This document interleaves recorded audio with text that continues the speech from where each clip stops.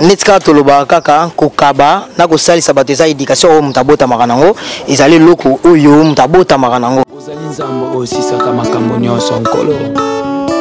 eloko moko te elekelaka oyo na se na ntango oyeya ndeko sokola ni mokili kopesa eloko te me sokola ndi nzambe akokomisa yo papa na lola Yesu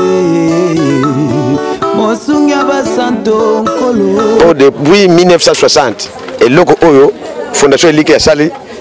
bazami balete misato basala yango ba jeune ozo souffrir ozo kemba ba pasi ota na ba souffrance mais osa boni na buta maboete dona na ninga ko rencontrer histoire côté pour échoquer na minga na ko handicapé na âge ya 10 ans na pas na bisoté na longa pas na biso kala on a offert des pères et des mères na buta biso de buta ma 9 personnes c'est n'est pas qu'il a na mon des signes dans on se kufa so ba pour papa na biso empoisonner kala tama empoisonner papa na ko ta cocktail ko ta famille maman de si pour toi choc ba charge na biso de buta ma 9 maman abeta bagage na kota famille papa ce n'est pas biso la charge il ne faut des personnes ba ken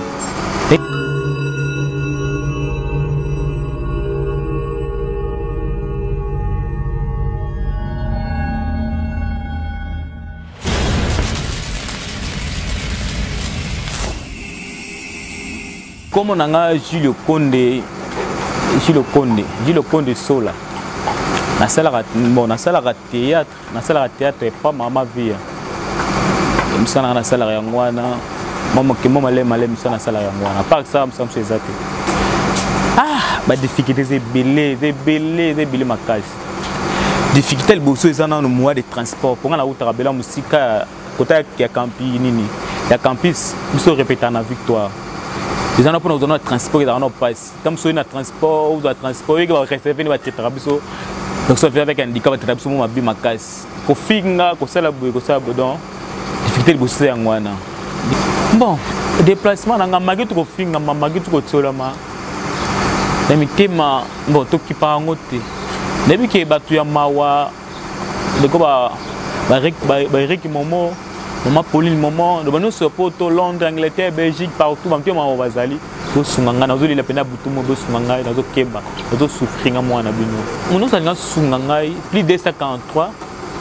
089 421 46 466 089 421 46 46 466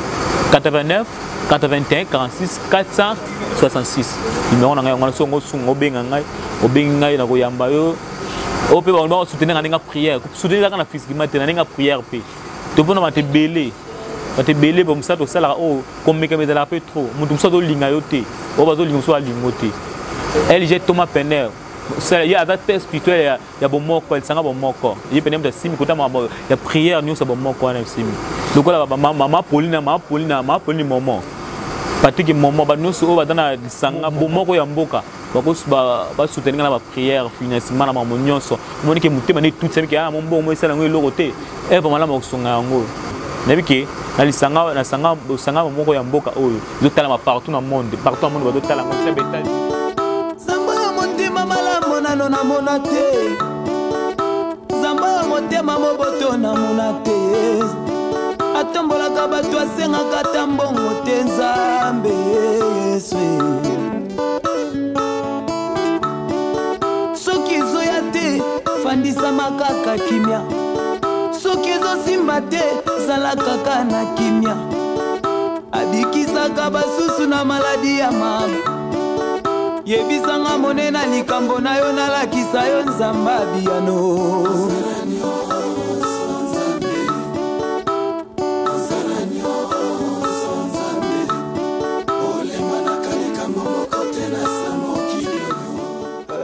Merci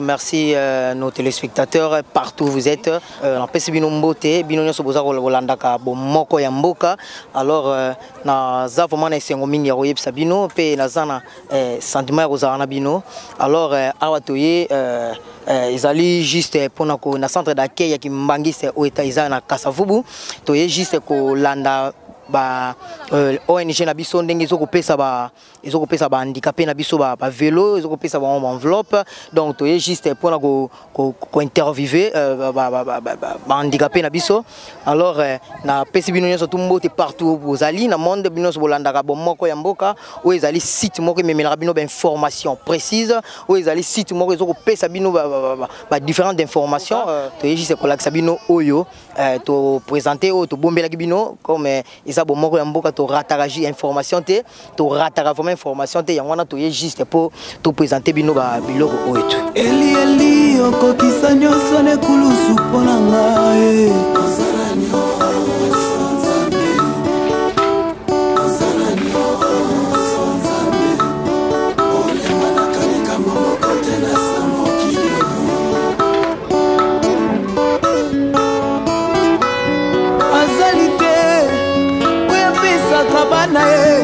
azalite oya kokisaka bakosa ya mitema Yesu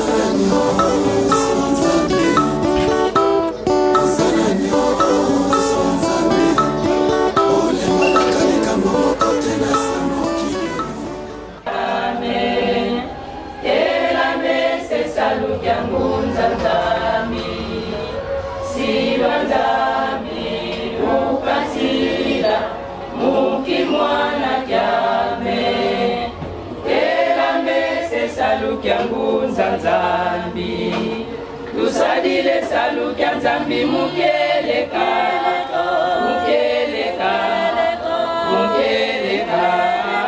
tusadile salu kya Nzambi mukeleka Nzambi bambangi kapuluka tusadile salu kya Nzambi mukeleka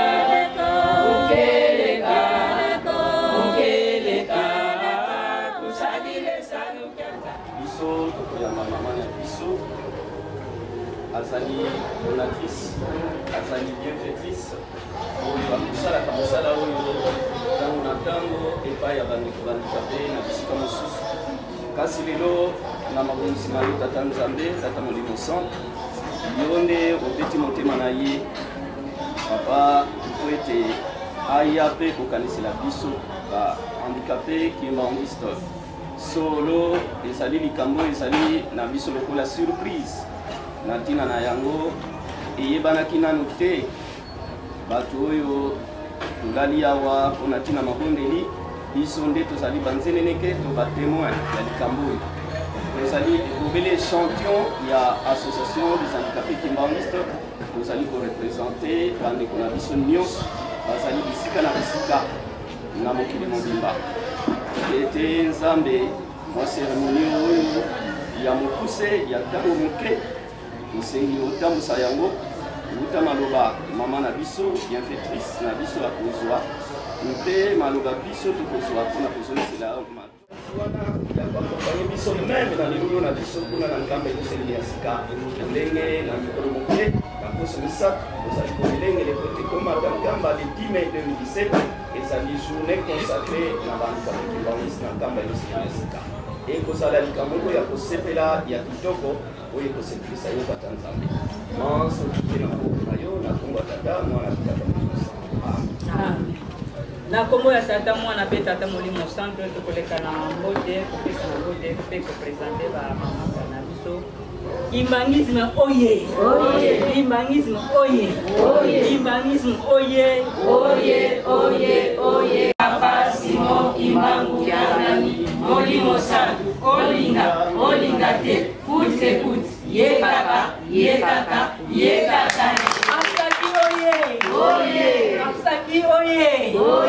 Asaki oye Asaki oye bana nsuka ya Papa Simon Kimbangu Kianani na kombo ya tata mwana pe tata Molimo Centre mpona kobelela bonga mpe tozali kopresente membre na biso baye kotala biso nde tozali association na biso kimbangisme nde toyoki na slogan comment tolalaki veille awa c'est chaque samedi tolalaka veille alors lokola te tozalaki na bosenga na biso mpe tozeli ntingonga oyo mpe ti mpe boye kokoma epa na biso yango mpe toyambi bino na esengo on a ebandeli biso na biso na lokola tata nzambe kolo iso papa molimo santo mwana molimo santo directement na maman présidente na biso ya association Elikia na biso donc papa maman na biso et maman présidente et association Elikia na biso na Congo ya maman mi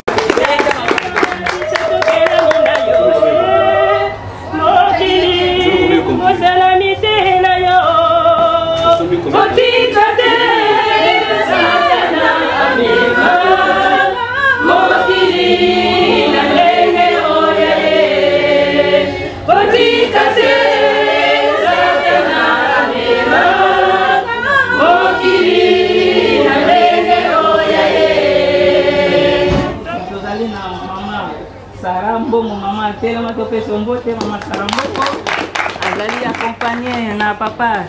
Didier Mbongo tellement ici ozali papa les cantiques nouveaux à son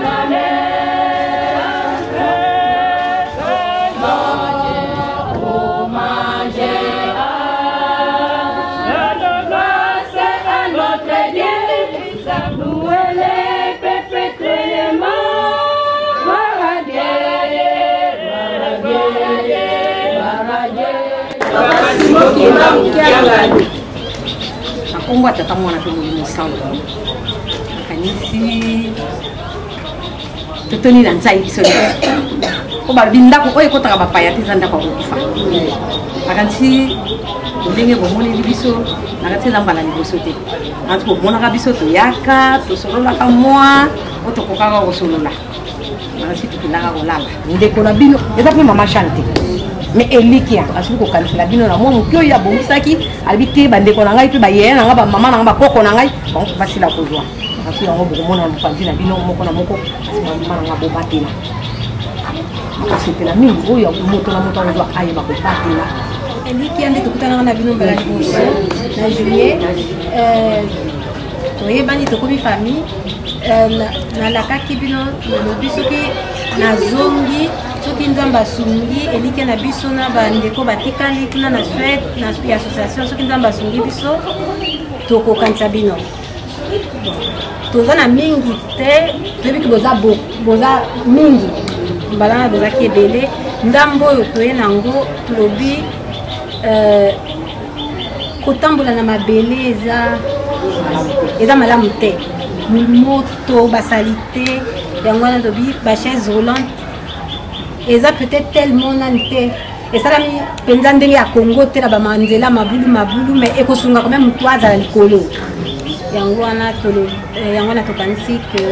lelo toya kopesa bino oyo baza na besoin ya beki babeki eza quand même boye bakokabola kobatelaka ndenge mama jana alobi mpo eza biloko soki onéglige mpe bebi yango wana ntango toyaki tozalaki na ndeko moko mpe tomonaki ye na télévision ya bomoko ya mboka Julie oyo aza na nsima wana salaka bateatre asengaki mpe lisungi ya chaise roulante yango nabaki lebe yango toyebaki mikolo contener elinga koya te yango nde esali mwa boye yango wana toye kotikela bino ndeko Julie mpe akopona entuka lokola eza mingi te na kosenga bamama to batato bazotambola na mabolongo bango nde baza prioritaire nayebi te moko nazoyeba na mama mapasa mama moko mama mapasa te mama héritier eza petit garçon wana mo priorité na baoyo baza na se bala nsima nzambe akozonga ekoya lisusu mais oyo baza na se nde eza mpe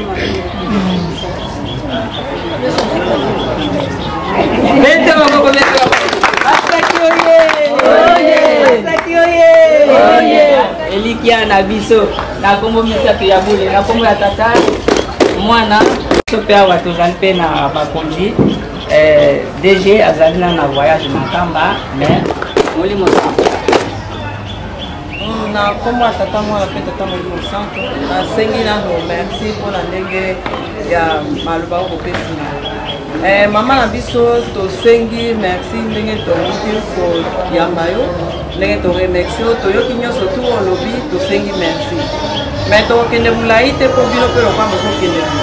mais na mokuse totiki yo na maboko ya tata nzambe kolo yesu mpe tata molimo santu oyo nyonso yo osali awa eza volonté na yo te eza mpe te effort na biso ezali mokano ya papa Simon Kimbangu Kiangani nyonso tu oyo asi aloba mpe eza plan na ye nde yango ezokokisama ata na biloko ndenge olobi tokokabola te donc ndenge eza boye lokola biso toza bana tozalaka na tata na biso na organisation na biso tokokomisa yango mpa ya tata oyo ezalaka mokano na yo oyo ezalaka na bilaka na yo ndenge mpe mosusu ekokisamaka ndenge mpe oyo mpe lelo ekokisami ye moko ntango akozwa akosalaka ndenge kaka tosalaka na kati ya ndako na biso toyebi donc ndenge esali boyebaka ese emonani na ye moko asi amoni na bonzambe ene mpe ekokóma na maboko na ye donc eloko kaka tosengi ezala kaka ya liboso te ezala mpe ezali mba ya liboso me ezala ya suka te ezala continuité selon ndenge tata nzambe akopesa yo apambola yo apambola mosala na yo nyonso apambola mpe mwana na biso ndeko na biso apambola nyonso mais tokosepela ke un jour osala mpe esengo na ye kuna obongami mpe comme le 10 mai ezalaka fete na biso ya nkamba oye boye se prépare boye kote nkamba ye moko papa kuna moni ya personne neti boye okitisa awa oyo nyonso okoya yango okitaka kuna kutu na misu na ye moko bon bientôt mpe fete na biso ya le 10 mai soki ntango mosusu oyeba yango te fete na biso date na biso ezalaka le 10 mai tolongwa na kanisi le 7 mai tozokende bon wana ezalaka mpona information na oyeba nakanisi toza na mingi lisusu oloba te tokumisi kaka nzambe makasi tokumisi nzambe mpe tosengi merci na komwa tata mwana mpe tata mwana secrétaire général na biso alors na minute oyo tosilisi cérémonie na biso ndenge tolobi biso to bahandicapé tozoprépare voyage na biso nde yango wana formation topesi bino na mokuse vraimen tosilisi na biso toza na posa tokanga bafoto na bamama po ezala mwa histoire na sens wana bamama bochange mwa position tokanga bafoto elongo na na nzela ya makila nga nakomi mwana na yo na sekulusu nga nazwi nyonso ya ofele osala ya mingi mpo na bomoi na biso yango tolobi mpona bolamu na yo nzambe mpona motima boboto na yo merci yesu na nge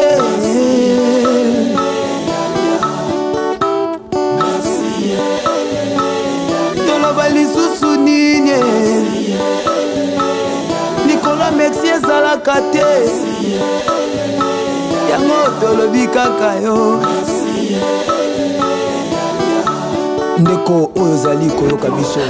Merci beaucoup Balandia Bomoko Yamboka, vraiment sans plus tarder. Alors les concernants avec Gilio yo te Kolanda. Alors tu éviter Gilio et Sengonini aux on journal hello. Ah.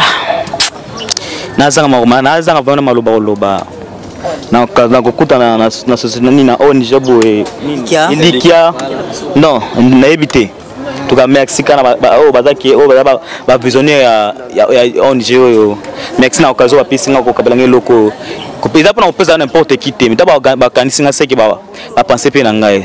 Na ona zaki ni tina société comme na tina société. Donc ko les zaki na miso do ici na quoi. Na zami lo ba te en tout cas merci na boss parce que momo na ningo zo konte ko panza vidita moi na Gilles ona to futa loko te meto sala o kana ko sala pona vinanga. Na ona zaki orphelin de père de mère le nom comme dans yeux c'est comme zonga na longyo na lelipe mingi quoi en tout cas boss merci na maman mise liki en tout cas merci na loko pesinga oyo na ebité quoi en tout cas merci ka ebele na ebité quoi en tout cas merci ka ebele tala ni na komosaka na loko ngo Olanda ningi esengezongi na ilongia Gilio esengezongi na ilongia Gilio donc papa Gilio siko olobini mpona lisanga oya Likia bon lisanga oya Likia en tout cas na ebité nga na charge yango ça bango marketing ko ponga na artiste abi que ni na sala na yu msana sala ka ndela ba internet na zupe na charge yango sala bango publicité quoi donc après on fait quoi loko yo ah baby star na bango ni sala merci Gilio sans plus tarder dans mon toza ebele awa alors en tout cas fondation oyo Likia na biso ezali eloko oyo ezokokanisela kaka bato moko te. Alors papa bonjour. Bonjour. Kombo nani? Kombo papa Edon Ndombasi. Papa Edon Ndombasi, esengo nini oza nango na journal lelo? Po esengo toza nango tondimaki te eloko tomoni eza surprise mpo na biso. Mais mama Elika toyebi banda kala papa Elika ya aza ndeko na biso handicapé. Association ekaniseli biso atuka toyebi te nini tokope tokoloba. Merci mingi kaka nzamba bakisela e oezangi makambo na ye nyonso kende liboso. Merci beaucoup. Netka toloba kaka kokaba na kosalisa bato eza éducation oyo mutabota makanango ezali loko oyo mutabota makanango. Alors merci beaucoup papa bonjour. Bonjour papa. Kombo nani? Bayi kombo nanga Miamia ko Dinos. Papa Miamia ko Dinos c'est on oza nango pona lisanga oyo. En tout cas esengo eza makasi mingi. Donc moi ko ko exprimer ngo boye vraiment ezate mais bandeko basi balobi lobi ba remerciement mingi nzambe loboko nzambe zara likolo ya fondation Elikia po aya déjà tosola na ye tosola ne mingi ndeko na biso azara kuna nde azosala ngo à travers ye pe ndenge na ngo malobe pa na yo ke non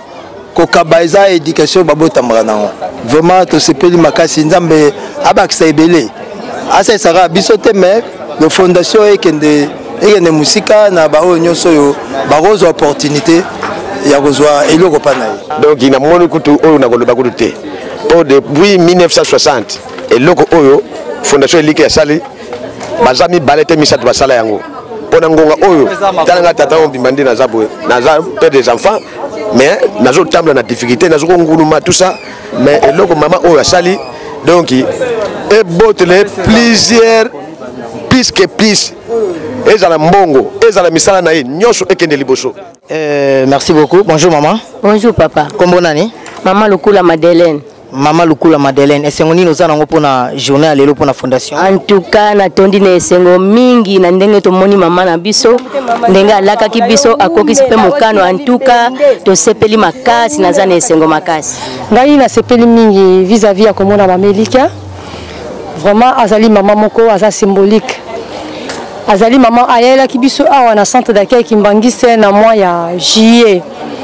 Tango ayaki to solo inaye ayebisi biso oyo ye azali. Soki ye lelo bandaki musala oyo po ya mwana oyo azalaki na ye oyo azana ye yango asalaki eloko wana.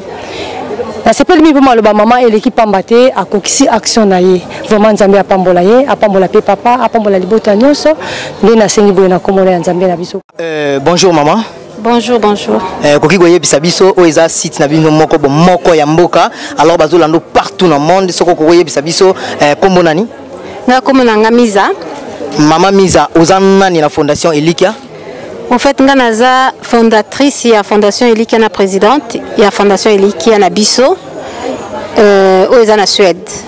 Ok, merci beaucoup maman. Na yebite soki likanisi nini o bozalaka nango likanisi nini définitif o bozalaka nango pona ko aider bato donc.